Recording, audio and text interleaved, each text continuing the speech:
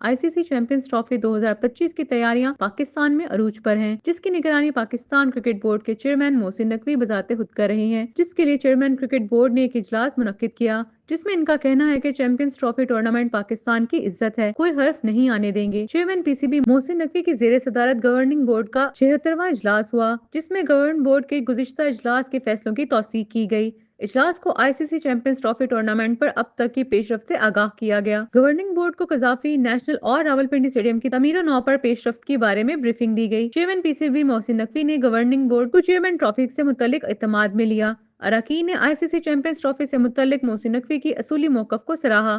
इस मौके पर गुफ्तगू करते हुए मोहसिन नकवी ने कहा, पहले दिन से ही पाकिस्तान और क्रिकेट की जीत की बात कर रहा हूँ। पीसीबी चैंपियंस ट्रॉफी टूर्नामेंट के इन्नेकाद के लिए हर लिहाज से तैयार है। चेयरमैन पीसीबी का कहना है कि चैंपियंस ट्रॉफी के लिए हर तरह की तैयारियां मुकम्मल हैं।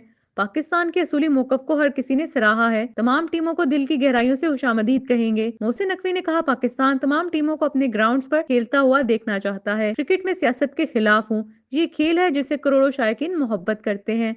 खेल को खेल रहना चाहिए। इनका ये भी कहना था कि चैंपियंस ट्रॉफी टूर्नामेंट से कबल स्टेडियम्स की तामीर नौ का काम मुकम्मल हो जाएगा। पूरी टीम दिन रात स्टेडियम्स की तामीर नौ पर मेहनत से काम कर रही है।